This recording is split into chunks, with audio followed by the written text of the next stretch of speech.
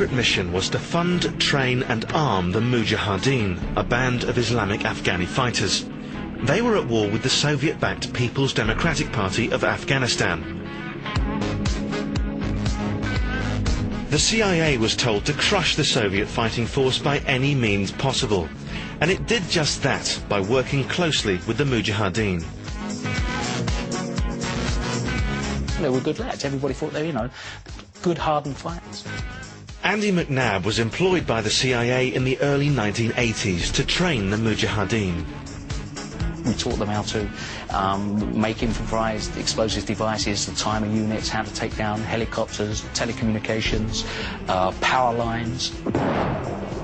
We were teaching them not only the conventional stuff, how to use ground-to-air missiles, but actually how to make improvised explosives and how to make explosives. Allahu Akbar! Allahu Akbar! Insights into a terrorist-supporting country.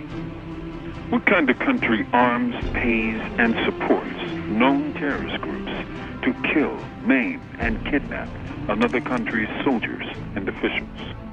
What kind of country pays and arms known terrorist groups to create chaos, loss of life, and ethnic enmity in another country? When such questions are posed, the usual responses are Syria, Iran, or perhaps Saudi Arabia, for they seem to be tailor-made references as states which support either Hezbollah in Lebanon or Hamas in occupied Palestine. Yet I speak not of these examples, although it would be understandable given the drumbeat in the nation's media. But what the media whispers, the world knows. They know that the answer is the USA. In February 2007, the London Daily Telegraph reported that the U.S. is presently funding terrorist groups in Iran to create chaos and sow dissension in the country. In an article dateline Washington, February 25th, the North Carolina Asheville Global Report covered the story of U.S. secret funding of ethnic minority terrorist groups in Iran, like the Mujahideen-e-Khalq, an Iraq-based Iranian group, which has opposed Iran's present regime with bloody resistance. That group is just one of several supported by the U.S. CIA and its secret slush fund. According to the list published by the U.S. State Department, the Mujahideen-e-Khalq is a terrorist organization. Perhaps they should add an asterisk for ally. Iran has millions of non-Persian minorities who have lived there for centuries and yet chafe under the present religious government. The most populous are the Awazi Arabs, who number some 16 million, or 25%, in the predominantly Persian country. There are millions of Kurds, as there is in Iraq or Turkey. There is nearly a million Baluchi, who live mostly in the border areas near Pakistan. The Baluchis, a predominantly Sunni people, have supported the nationalist movement, Brigade of God, which reportedly kidnapped and slew 8 Iranian soldiers in 2006. The AGR report quotes the head of the think tank Global Security, John Pike, who attributes much of this unrest to the CIA.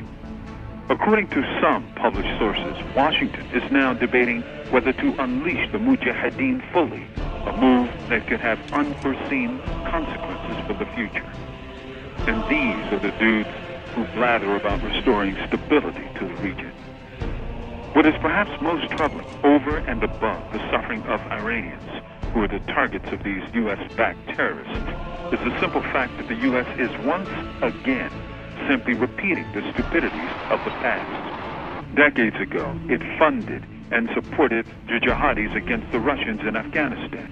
Those same forces morphed into Al-Qaeda and became the core of the Taliban. Now the U.S. is supporting their blood kin in Iran.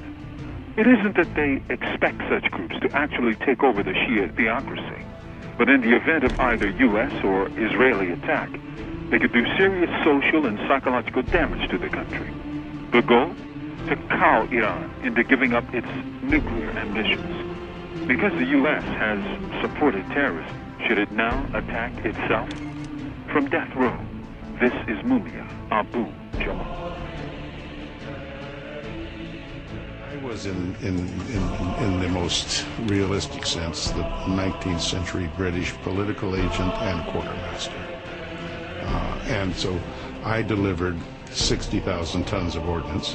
I spent a lot of money every month unilaterally providing it to Afghan commanders throughout Afghanistan. I could get on a secure radio link and say, Joe, I'll get your stuff. And they would come back and say, got our stuff. Milt Bearden might have thought funding and arming the Mujahideen was a good idea, but many of his fellow CIA officers didn't agree.